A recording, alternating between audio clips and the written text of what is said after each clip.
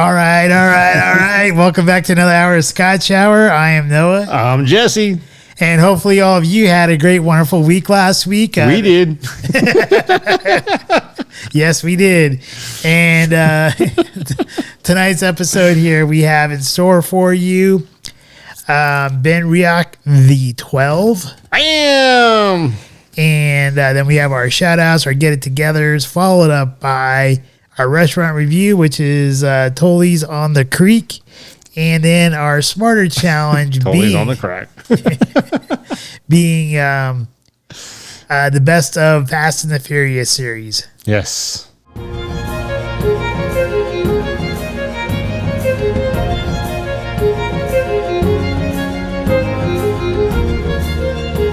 Scotch Reviewed.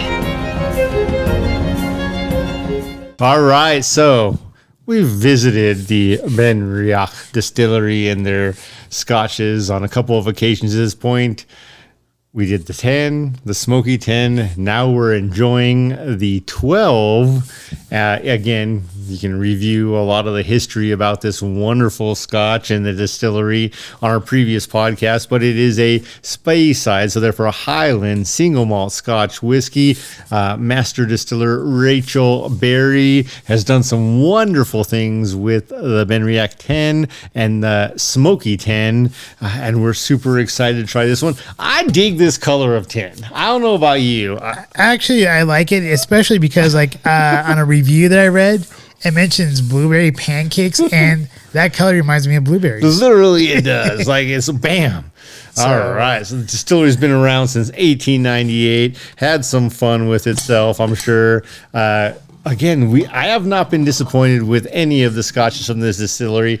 The bottles are classy. Again, this sexy tin, man. This goes with a black suit, a blue suit, a sports coat, almost with anything. It's a great looking tin. The bottle, man, we got some bronze here. We got a little bit more color than we've seen in the two versions of the 10s we've enjoyed in the past. So really looking forward to this. 3 cask matured sherry cask, bourbon cask, and port cask. I'm excited for the port cask. No kidding. I am right there with you. I can only imagine the delicious treat we are in for this evening. Again, we've talked about this distillery, and Rachel Berry has not let us down. Rachel Berry, don't forget, call us if you want to send us 2 tickets to a distillery tour. We will do everything we can. Airfare would also be appreciated. I'll sleep on the streets for 3 days. You give me a 3-day tour. No joke, not even kidding, because this scotch has really been a treat in the past. Do you have anything you want to add about this wonderful libation? No, just that I guess as you're opening up, I would just say that Rachel Berry does have an extensive list there with the distilleries that she's worked with, and kind of has like a little bit of a, I guess like relationships, I guess, with some of the other distilleries. Yeah, Glenmorangie, none the least. Again, love the wood-topped cork.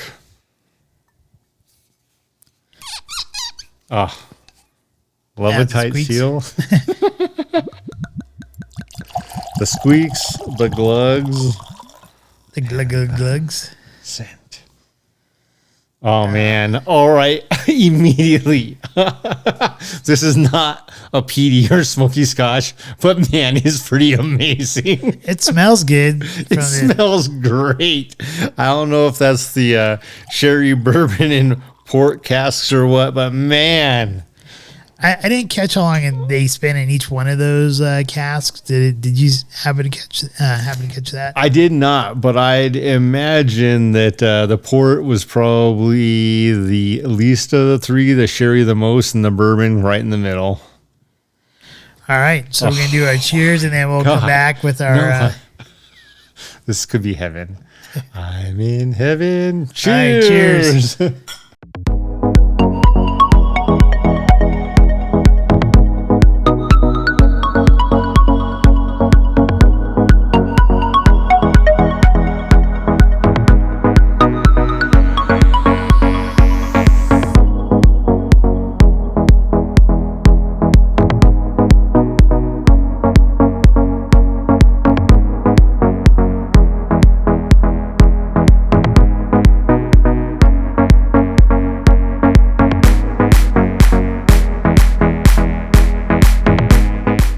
Wow, what a Scotch! Dude, no kidding. The Benriach The 12. You know what? I think whatever I read the tasting notes on this one. Normally I don't agree with the tasting notes I read, but this one was like pretty much spot on for me. I do on the nose. As I mentioned earlier in the opening, I do get the blueberry pancakes. I do too. And not only with the blueberry pancakes, which I love blueberry. I like anything blueberry, really. I also get like maple syrup on there. So maple syrup, blueberry pancakes. There is like a hint of orange on there I got. The one part I didn't really agree with the one ratings or the one synopsis I read was that it said dark chocolate. I don't really get the dark chocolate too much on the nose for me, but definitely the blueberry pancakes, the maple syrup, and a little bit of the orange. Now, when it comes to the palate, okay, the palate reminds me of like back in like when we were like in grade school and stuff. Eating some of those honeycomb cereals that has like had that lot more of that like honey flavor, like the honey cereal with your milk and everything like that. And it has a nice jamminess with some what do I put in here? Apple, and it has a nice sweetness all the way through. And then when you get to the finish, and I do make like a coffee concoction every morning. The blenders tell no lies. Yeah, it's kind of like a mocha because I use a chocolate flavor like bone broth collagen thing with my coffee. So I get I usually get something kind of similar to a mocha all the time. And I tell you what, the finish on this kind of reminds me of a mocha. And it's it has like that nice mocha finish, and with some like dried fruit to it. And the one thing I really really like about this about the 12 here is that it is not like most other scotches. There's a sweetness to this, and it's a mild sweetness. It's not overbearing, and that sweetness kind of carries you through. Maybe it's like a honey sweetness or whatever, but it kind of carries you all the way through from the beginning all the way to the end, even with those with that mocha finish and that dry fruit or peel type flavor there at the end. I will tell you this: I will not take this bottle here to poker game night or to poker night, and it's for a different reason. Like the one I mentioned a couple weeks ago, I wouldn't take there because I was selfish. The Dalmore 15. Yeah, I would not take it there because I'm selfish. This one, I would not take it there because I think the cigars or whatever would ruin it. There's only one way to find out. Yeah. This one though, I think you could take it to like a baby shower. Dude, the can tells no lies. I've got a jar of dirt. I've got a jar of dirt.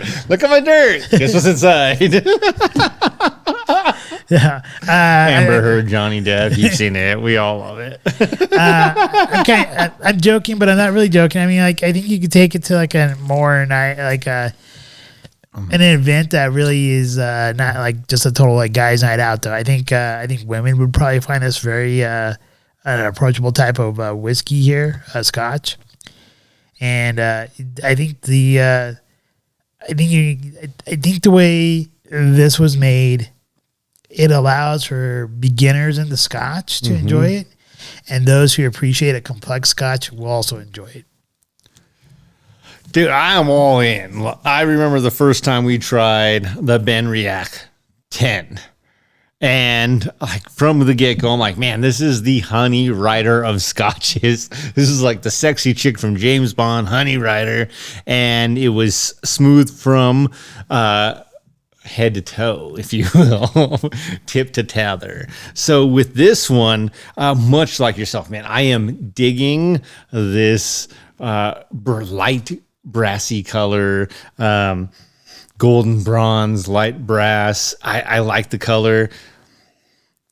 I as well immediately smelled the blueberry pancakes with a little bit of that maple syrup. And that is just a treat. And if Rachel Berry and everyone else at Benriach, if that's why you did this tin, this color, cheers to you. Well done. That is a pleasant surprise on anything. And it doesn't taste that way. And that's even better is because I don't know that I would want a blueberry pancake scotch, but I love the fact that it's on the nose. And I get that a little bit of cocoa, orange cocoa, like one of those oranges covered in chocolate. You get it Christmas chocolate oranges, man, on the palate. Immediately for me, there is a flavor when you eat a maraschino cherry, and I get that flavor, bam, right at the tip of the tongue the second I taste this scotch. And it's an interesting transition going from a blueberry pancake with maple syrup smell to a maraschino cherry taste. You mentioned the honeycomb cereal. Absolutely. That and the chocolate covered nuts. And man, it's like a chocolate covered almond to me. I know we had talked about, is it a chocolate covered peanut? What kind of nut is this? It's like a chocolate covered almond to me. Very smooth, not too salty, not too sweet, very smooth. Think you might be spot on with that. Oh, it's so damn good. And then the finish. Here's the beauty of this scotch. You get this, and it still follows true to the suit of the Benriach 10. The 12 is this honey rider where it's sweet, but not too sweet. And it's smooth. That's the best word. It's not creamy.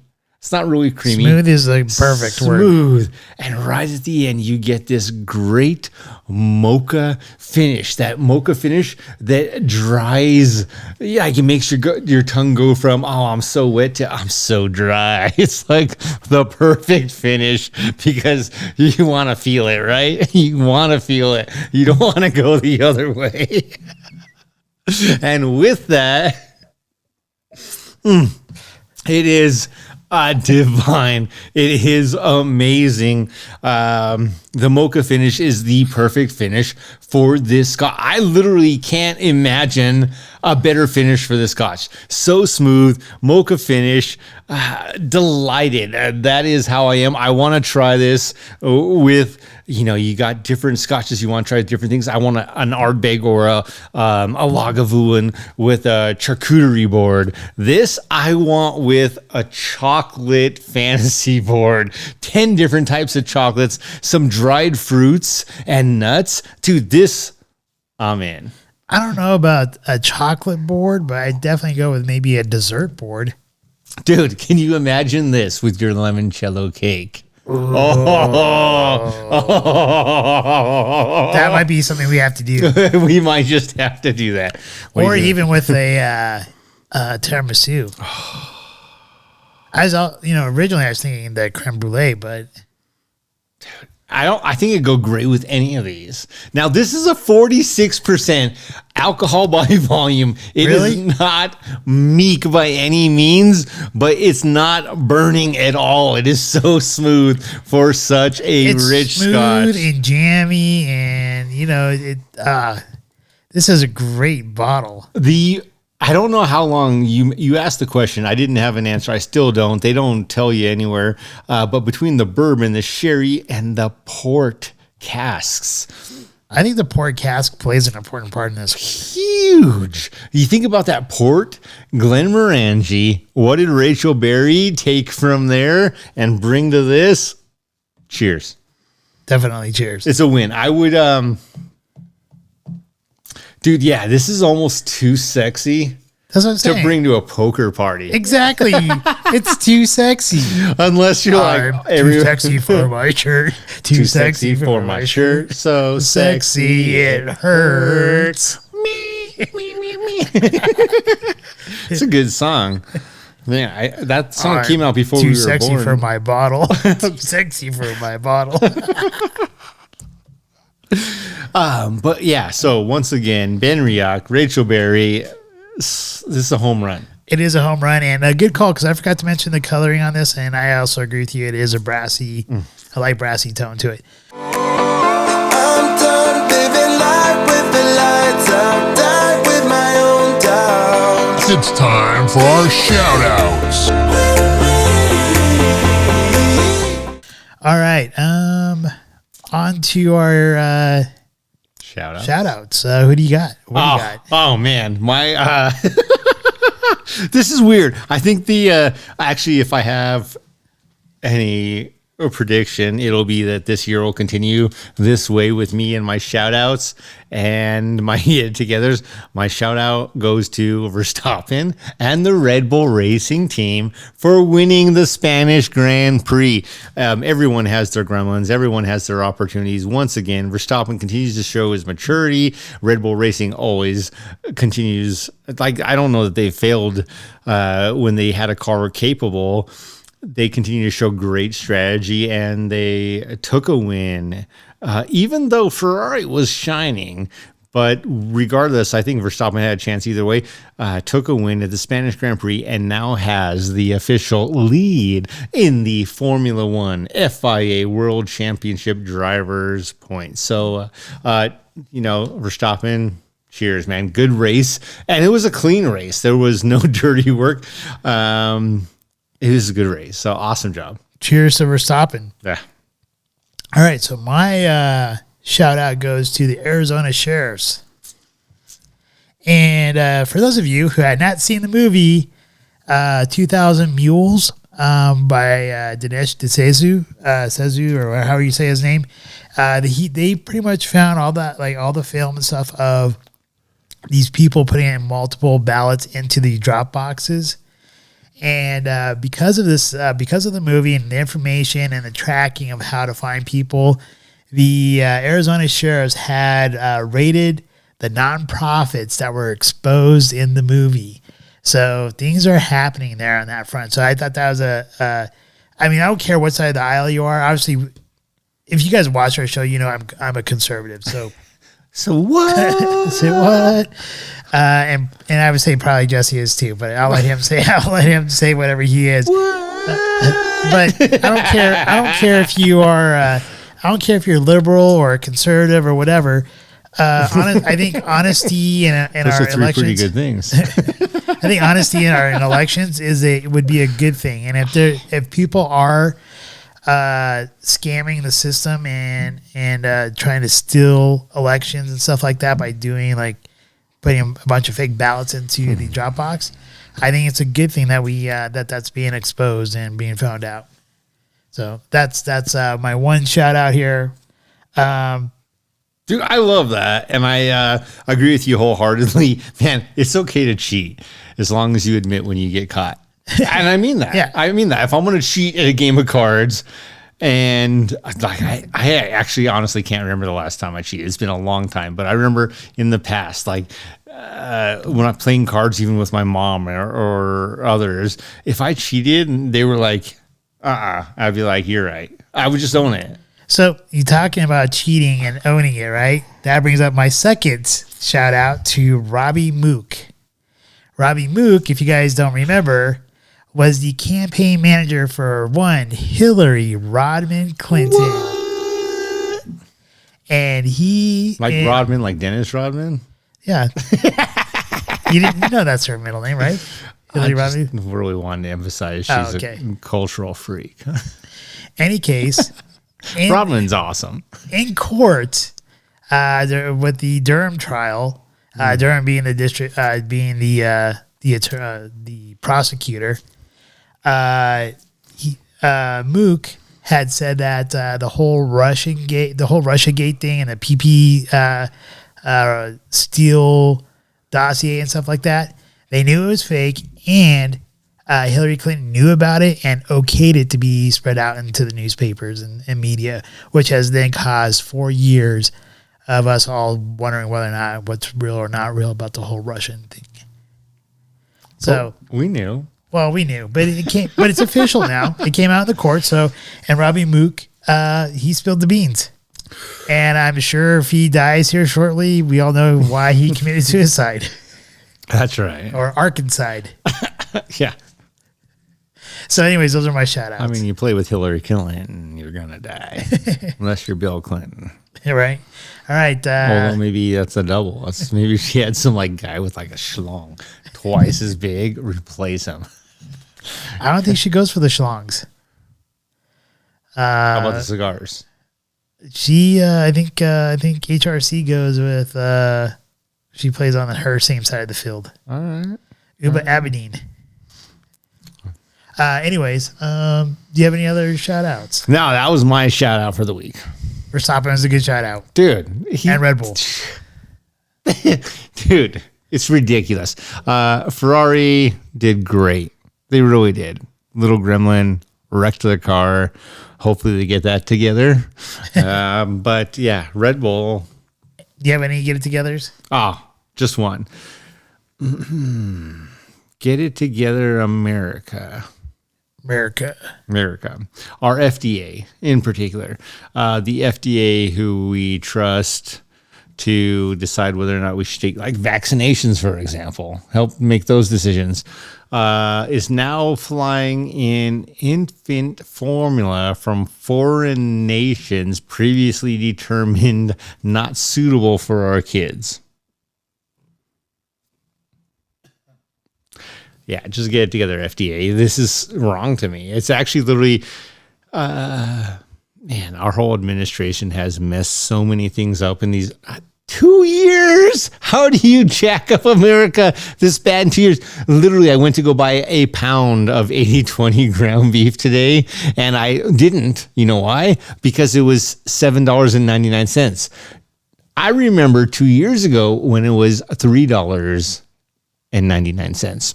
It's doubled in price. No. So yeah, get it together, FDA. The infant formula is a serious issue. How did you let it get to that point? How did you manage to shut this down? We all know why. Yeah, we all know why, but how. Yeah, but wow, yeah, you're gonna let this get ruined, and then only when forced, you're gonna bring in formula you can't trust from foreign countries that don't meet your standards already, but you shut down our factory in America because, well, again, we know why. All right, my get it together has to be with wait staff. Once again, restaurants and their wait staff. We went to a restaurant this evening and Toley's on the creek. On the creek. On the crack. And their service was, well, less than desirable. There's a lot that goes into that. I hear what you're saying. And this is not the only time that I've earlier this week, or I guess last week, I went to another restaurant and once again had horrible service. And I think this is the first time in a 1 week time period where I gave someone less than 20% in tip. Actually, probably gave them less than 10% in the tip. And if I was still like in my younger years where I still carried cash around with me, I probably would have left a penny. Just to say like how terrible their service was. Should have asked, dude. I caught one. But and not only that, so not only did I experience that twice, but somebody who I know on a social media site, they said, has anyone else experienced terrible service since COVID? Since after COVID, and I'm like, yeah, my friend and I have talked about this multiple times on our podcast. And so, really, I mean, if you're going to be in the service industry, I get there's a lot that goes along with it. I get there's a shortage, there in that area as well. But come on, you have to know at least some of the basic stuff, like know what's on your menu. Know what beers you have on tap. At least a few of them. Yeah. So, anyways, for wait staff people, just get it together.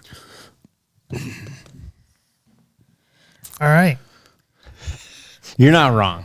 But the tragedy is, and we can talk about this as we venture to the restaurant here in just a brief moment, is that there is a real shortage, and it's two-sided. Here's the tricky part. It's two-sided because the restaurant industry has taken such a hit this ebb and flow of, okay, so I'm getting great service pre-COVID. I'm tipping well pre-COVID. COVID happens. Now these people are without a job. Half of them don't come back. Jobs open back up. COVID's supposedly over, lightening up. And so people flee in. Half the people that flee in are new. And then it happens again, the second lockdown.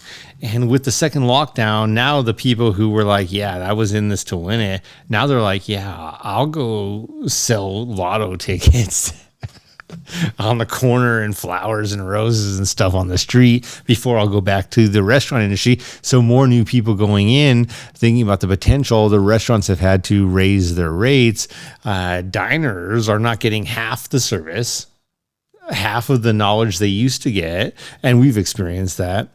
And on top of that, they were tipping really well when the first round of COVID ended, and now they're tipping like crap. And why would these servers, like, I get it, I understand, I'm right there with you, but why would these servers kill themselves for a $2 tip? Well, they don't know any better. They were never trained. Like, they're the rescue squad trying to save these restaurants that are closing left and right. There have been, I think it was 90,000 plus restaurants that have closed since the beginning of COVID that will never reopen. And I shared with you, Noah, this weekend, I went to take Aiden to go to get some Taco Bell, and it took us going to 4 Taco Bells before we found one that was staffed just to get me through the drive-thru. Still didn't have enough staff to get in the lobby. And that's real. And part of that is, like, I'm thinking about it as Aiden and I are making this journey, 18 miles to go spend $18 on Taco Bell, which is about to be $36, I imagine, very quickly, is, man, would I want to work at Taco Bell? No, because even if you are sweating, working as hard as you can, you're not getting tipped. And there are people on the other side of the counter like, where's my order? What's taking so long? Well, your order is 36 out of 50 right now. And yeah, you're just going to have to be patient. And people aren't. People are not patient, especially when they're hungry. Hangry.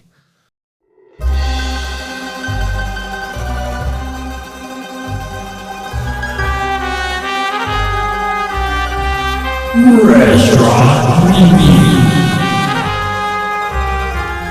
Toley's on the creek. I will say my initial impression of the place was pretty good. I did like the inside. It's a smaller, like a neighborhood pub type of area or type of facility. Mm-hmm. They had a decent amount of beers on tap, as well as they had a really kind of a interesting menu. Which led me to, first of all, we got the jalapeno poppers. Dynamite. Which had bacon wrapped cream cheese and ranch to dip it in, which was, they were great. They were great. I thought that, from right there, had high expectations for the food. On the menu, they had this fig jam and brie hamburger, and that just caught my eye. I'm like, ooh, this has got to be good. And it wasn't bad. What I think is that they might have had maybe too much jam on there, because I think the jam really overpowered the brie. But overall, it was a really good burger. And because my first initial bite, I actually didn't get any of the jam, so I was almost considering to put ketchup on it. But I'm glad I did not put ketchup on it, because later on the jam did come in. But like I said, that fig jam kind of overpowered the brie. That's what she said. But it was a decent tasting burger. Here's where part of the service kind of came into play here. I heard the bell ring from the back in the kitchen saying that the food was done, and I have no idea what the waitstaff was doing. Most of the time, to me, it seemed like they were standing around not doing anything. And our food sat back there for probably a good 4 or 5 minutes. And by the time we got our food, my burger was definitely cold, and the bottom of my bun was a little bit soggy. Nobody wants a soggy bun. Exactly. And my fries were cold. Unless you're on a beach. My fries weren't really warm at all. They were it was lukewarm at best. And so here, once again, I think that's part of the reason why I said the service was terrible. I think if everything came out on time, I would imagine that maybe the brie or whatever might have had like a little bit more hints to it. Maybe, I'm not really positive, but I think the burger would have tasted better, and I think the fries would have tasted better.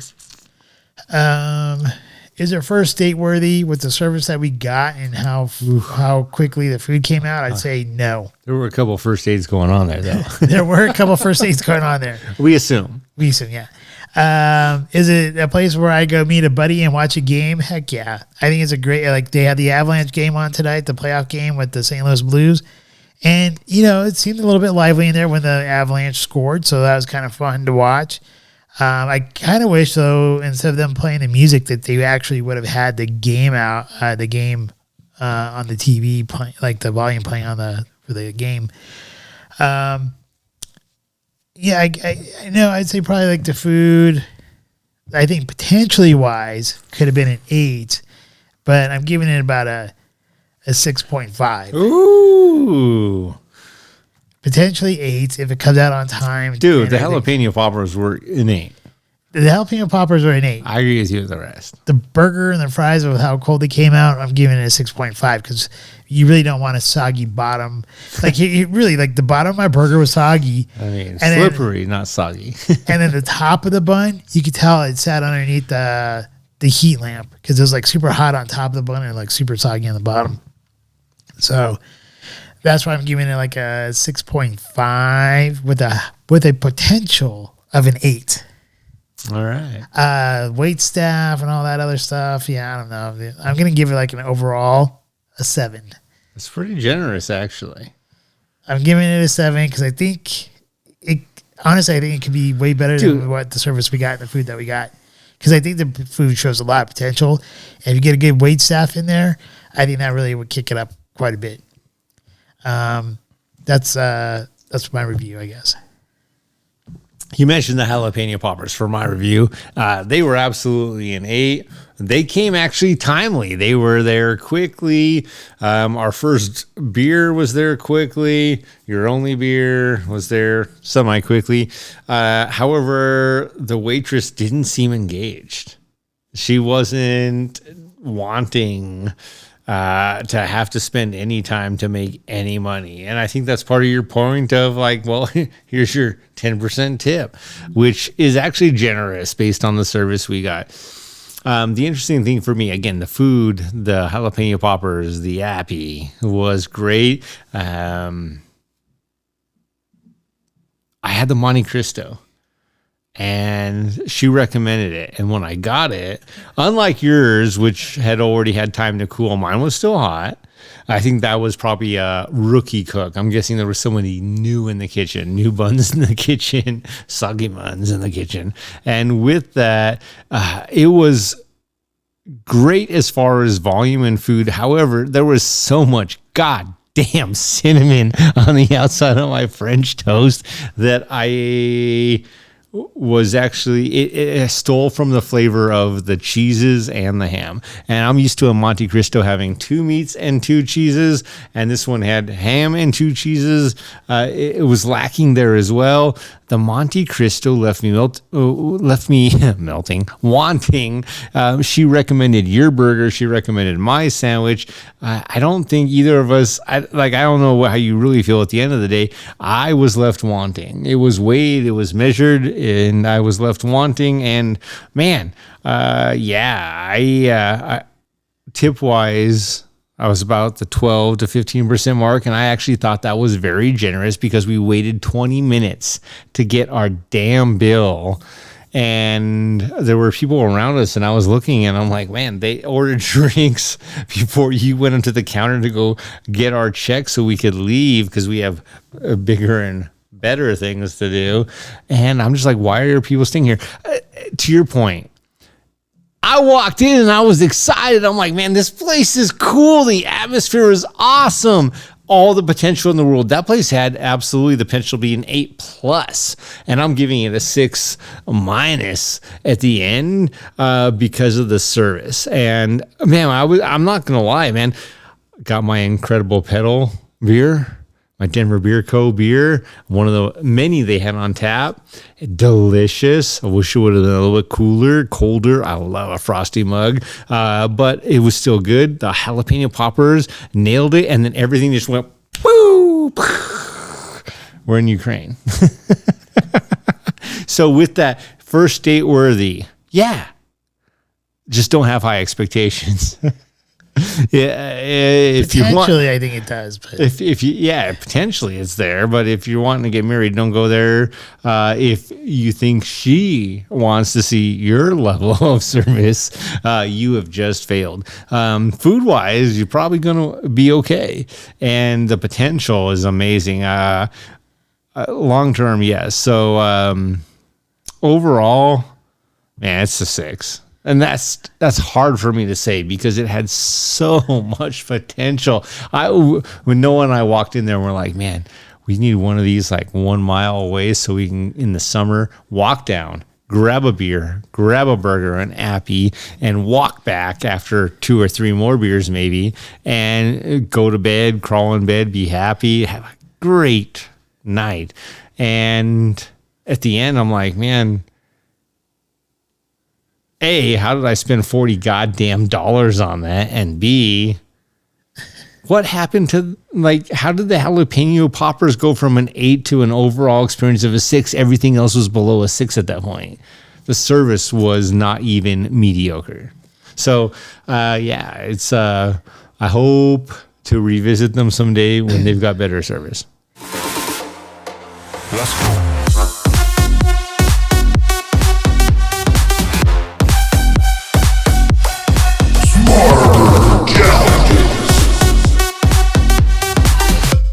The best of the Fast and the Furious series, challenge, whatever you want to call it. Yeah. So really, like, what's the best Fast and the Furious movie? Do you have a favorite actor and why? Is there a favorite song of yours? And then, yeah, what made the best the best? wow, Fast and the Furious. Okay. I'm going to give a honorable mention first because I think without this one, you wouldn't have a series, and that's going to be the original Fast and the Furious. Dude, the original Fast and the Furious is probably, honestly, the best Fast and the Furious. But see, here's the thing. If we include Hobbs and Shaw, which is a Fast and Furious movie, and it's kind of a spin-off. It is a spin-off. It's not one of the 9. Since it's a... So if we include it as Fast and the Furious, that will be my favorite. If we do not include it, then I'll have to go with the original. All right. With a tight second being number 7, and I think what really like captures number 7. Well, number 1, you had the Formula 1 cars, I think, in that one. Is that the one? Or is that that's 6? You're right, that's 6. But that's when you get introduced to Decker Shaw as number 7, which is still pretty good. It's the older brother of right. It's still pretty good. But yeah, I think what really captures that as being number 2 for me is the ending. Because that's the year that Paul Walker died in that car accident, and the way they ended it in that song, and just like it kind of ties in like all the other movies together with Paul Walker and the crew, and I think that just kind of holds more of a special feeling to it, which then makes that kind of puts it up there as into a higher spot than maybe it would have been naturally. Man, for me, it's tough as well. So you got, man, this is what a saga you've got going on here. So the original Fast and Furious movie came out in 2001. Here we are 21 years later, 2022. Next year, Fast and Furious X is scheduled to come out. And the only thing I can say is, oh my God, please, Vin Diesel, don't screw this up, because when you hit Triple X, you kind of ended your career on every other field. But you've got some great movies. So it's almost every 2 years, straight down the line. Started with Fast and the Furious 2001, but they rolled out Too Fast, Too Furious almost immediately in 2002, 2006. So that was the spans. I think they had realized they had something great. They didn't have to have a huge storyline going from 2001 to 2002 with Fast and Furious to 2 Fast and Furious, but 2006, then finally Fast and Furious Tokyo Drift, which was kind of a fail in many ways in my mind, rolled out. 3 years later, Fast and Furious 4 comes out. Not bad, not great. 2011, Fast 5. 2013, Fast and Furious 6, 2015, Fast and Furious 7, 2017, F8. At least they got some exciting name changes going on. And then 2021, F9. I'm right there with you. So here's what's interesting. Here's what I love is they literally turned this cops and robbers movie in Fast and Furious into a James Bond type of series where now you're talking almost 20 years later, you got Hobbs and Shaw, Fast and Furious Hobbs and Shaw, where they're literally fighting the types of real life crime that everyone wants to pretend don't exist, like in James Bond. And it's great. Jason Statham as Shaw, and The Rock as Hobbs. What a great duo, man. The shit talk banter back and forth is unbeatable. And then, man, I'm just going to say. Oh, I think I agree with you. The shit talking was great. It was great. Dude, the opening of this movie was fantastic. So it is also my favorite. Hobbs versus Shaw. If we're going to consider this one of the Fast and Furious, it's my favorite. If you're not, Fast and Furious, the original, is absolutely Jordana Brewster. Please never leave this series. You made that movie from an erotic standpoint for me, even though there was no erotic activity. And with that, though, you get Little into Jesse spending time in the bathroom. No. bathroom. I didn't just waste time getting to the bathroom. I'm like, and there it is. Ding. But regardless, Jordana Brewster is hot. You know, she's a Yale graduate. I did not know that. Smart and hot, just saying, or at least rich and hot. But nonetheless, Hobbs versus Shaw, I think is great. You're talking about nanotechnology. I know you've done other podcasts on Casper, this. Cas9, DNA, altering technology, all designer, real virus stuff. All real stuff. Again, literally rolls into the last James Bond. And it's great, but it turns Fast and Furious into just this iconic series of it's no longer good versus bad. It's how does someone with a possible loose moral code save the world? And they do, time after time. Great entertainment. Hobbs versus Shaw. Man, who's your favorite character? Okay, my favorite character does come in Too Fast, Too Furious. And it has to be because in one of the movies, which I believe is the one where Ramsey gets introduced, is going to be I just forgot his name. Roman Pierce. Oh my God. Roman Pierce. The Joker. The Joker, yep. I'm hungry. He's always hungry. Exactly. Like, how much crack is that guy doing? Just saying. And he was always coming up with the most messed up plans. What are we gonna do? Jump out of an airplane? Yep. And at the end, though, they're like, it's actually a pretty good plan.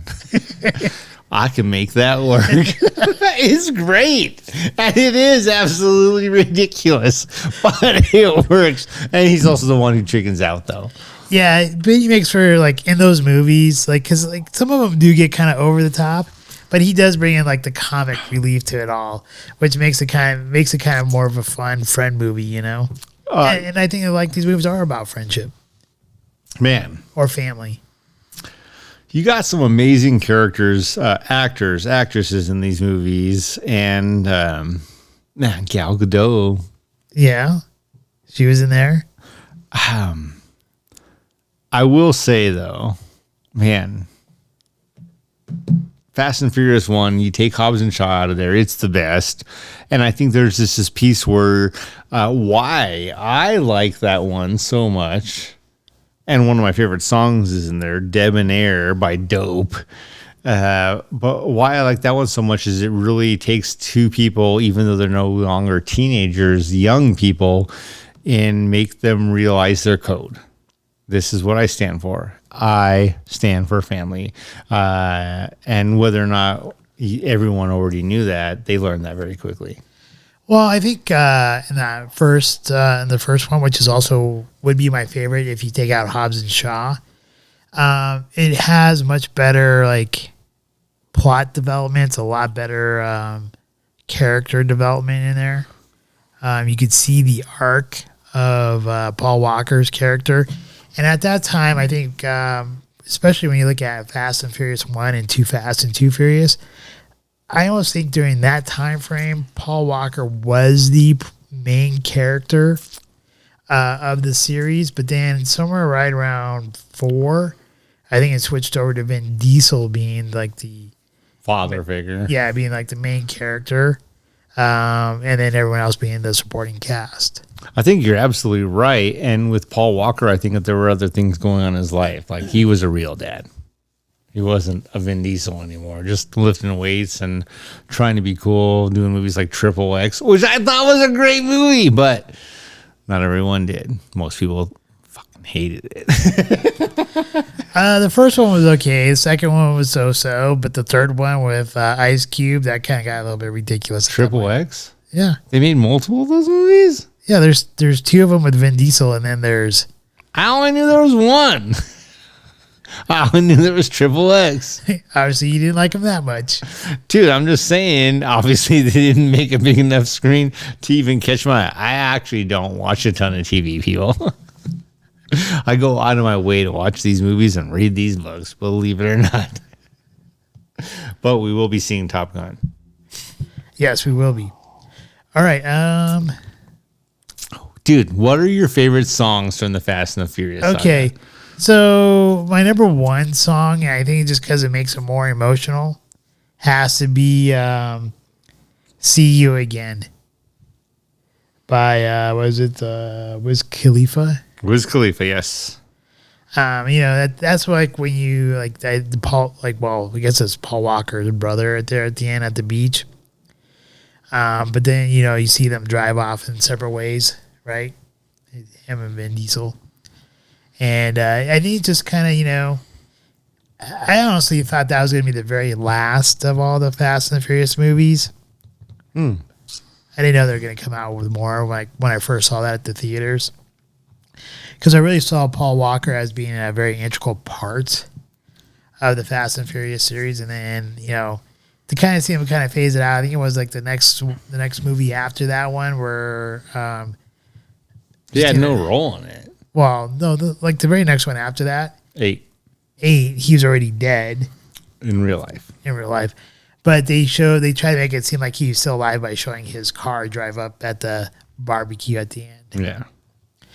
I think they've tried to bring in other characters to try to kind of replace Paul Walker. I think that's where, Decker Shaw's, which is Jason Statham's character.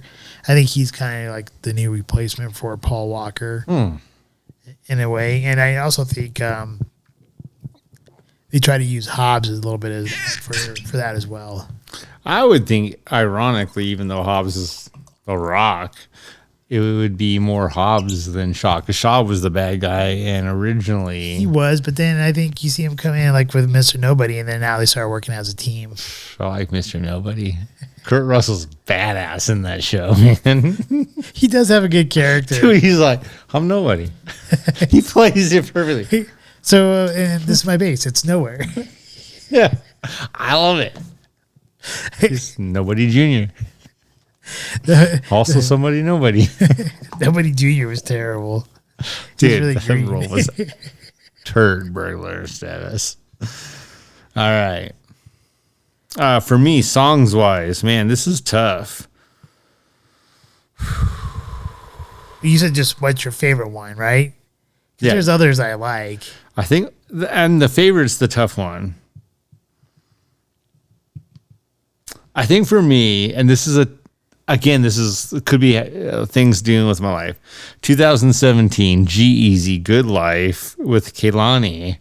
I think that's my favorite song Also very good. Dude, and I think the reason for that is just because he really talks about, in any industry, in his case, G-Eazy's, the music industry, how rare it is you get anywhere and still have some of the same friends.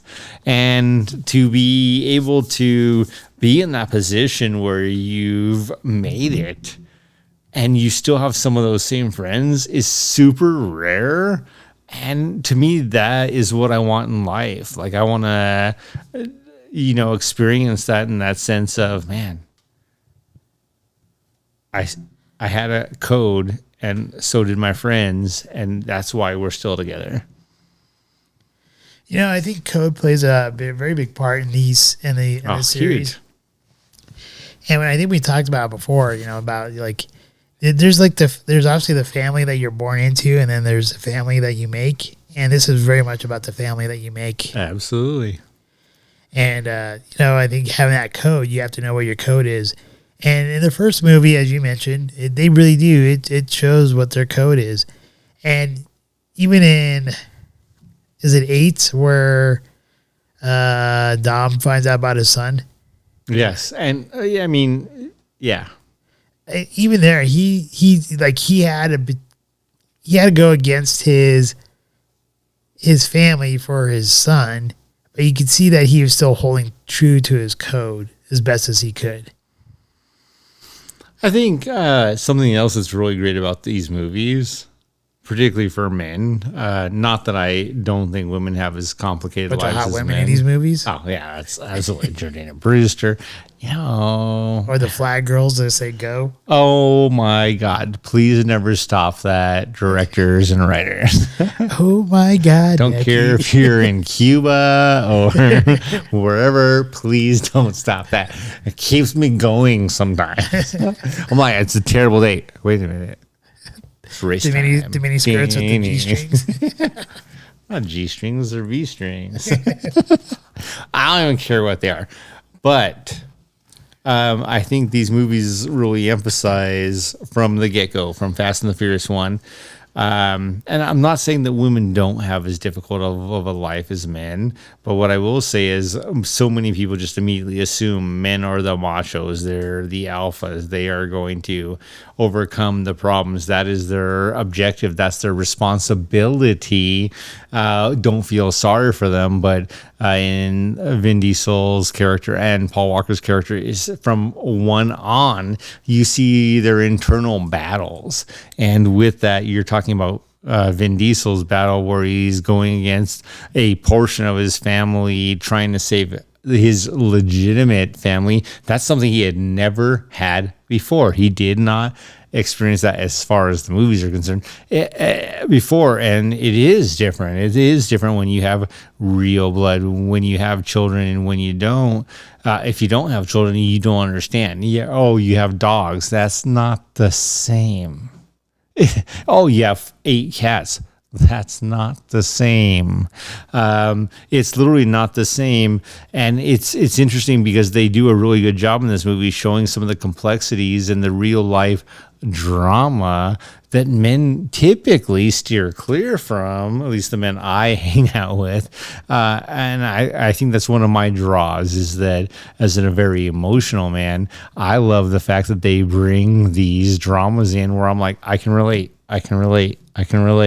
And guess what? I've been hated for taking similar actions. I've been hated for so much as thinking that's the way I should act. All right. Switching topic here. Most over-the-top moment in any Fast and Furious movie. I'm going to have to say it is the Fiero in the space. Dude. Literally has to be it. Also, one of the funniest goddamn points in any of the movies. Why are they dressed like minions? It's so great. You named that one. So if I'm not going to name the same one, which I think would be the most over the top, the next one is when Dom, magically connects his car to a steel tether with a bridge that's been wrecked and flies across a canyon from one cliff to the other to land and wreck their car. Although, man, there's some pretty great ones, like a tank driving down a highway, wrecking cars left and right, and they're going to use another car to be its anchor and ruin their plan. Or how about the stealth fighter that's flying along, and what's the guy's name? Vacation Friends guy. Oh, John Cena? John Cena's the brother drives his car off the cliff, and the stealth fighter uses the magnet and just picks him up and drives away. That's pretty much over the top. So you have tons of over the top things. Also, man, you cannot be a parent and be like, hey, kids. Even though I do, right? Like, I'm like, let's watch the next Fast and the Furious movie. I don't know that's responsible adulting, because it's like, don't try this at home. Don't try this at home. Don't ever do this. Don't ever do that. Everything is in this movie. Do not ever try. It's all make believe. That's real. You know, all the overtop moments that we both mentioned all come from the last Fast and the Furious movies. I know, because the first ones are far more realistic. I think that's true. Even though tragic, you can imagine them literally hooking harpoons into the semis to steal electronics and do a number of things.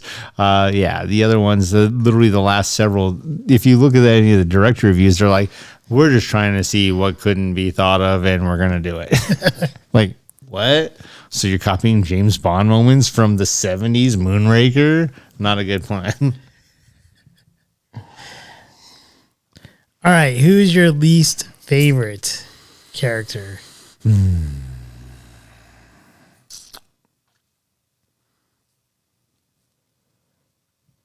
I hate to say this.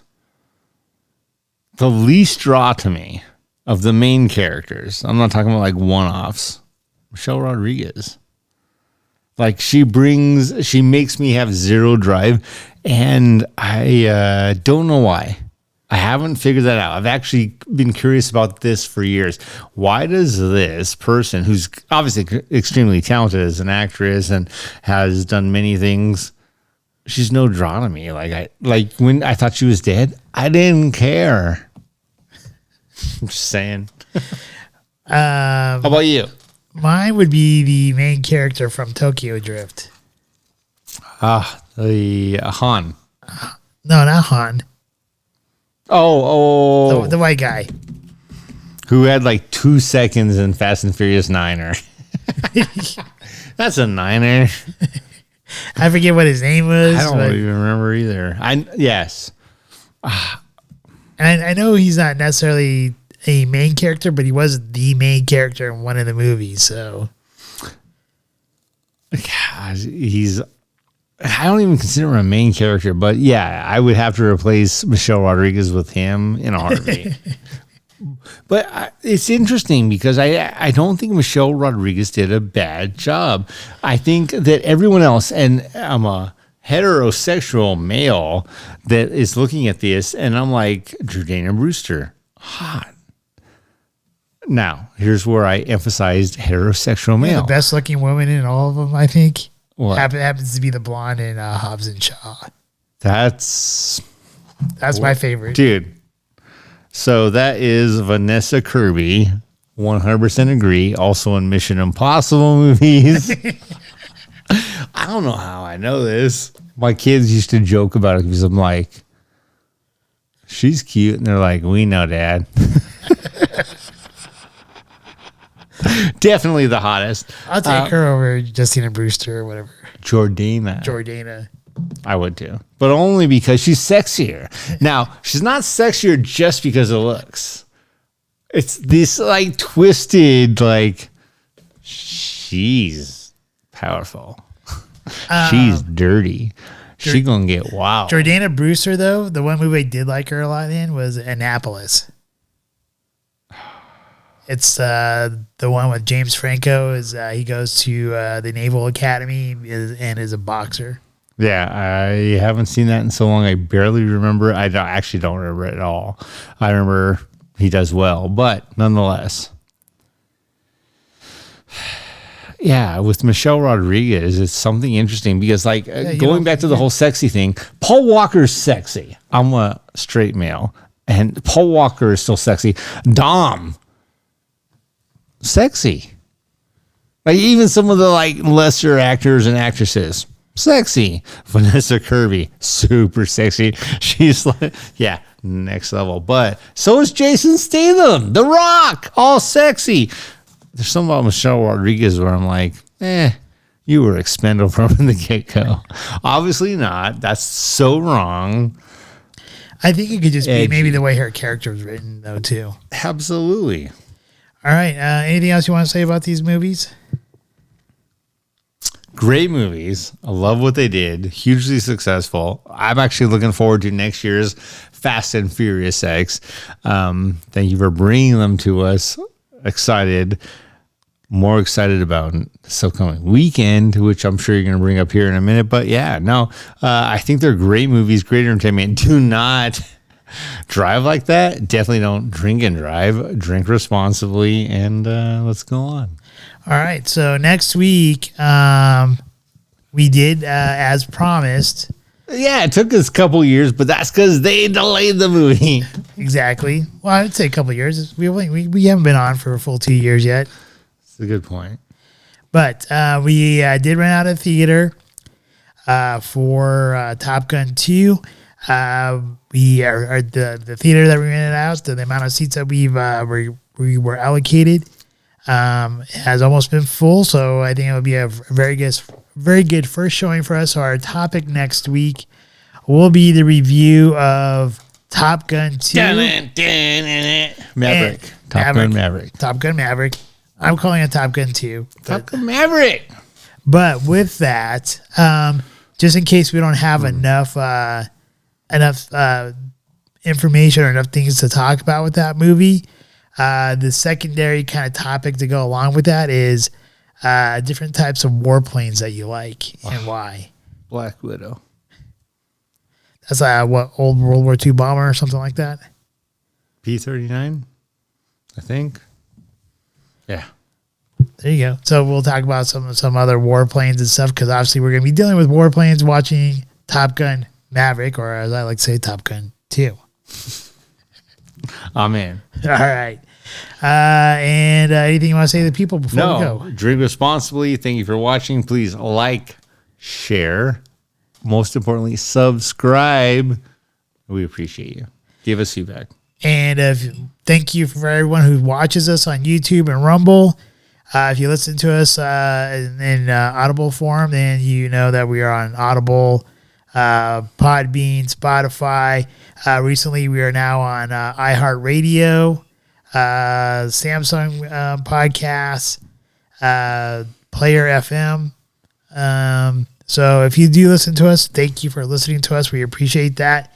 And for everyone out there, hopefully you have a great week. We look forward to seeing you in next week with our new topics. And hopefully we'll give you a spoiler alert. We're obviously going to be talking about the movie, but it will already be out for a whole week by the time you guys see our next episode. So hopefully it will not be any spoilers for any of you, but hopefully you guys will enjoy it. So with that, thank you very much.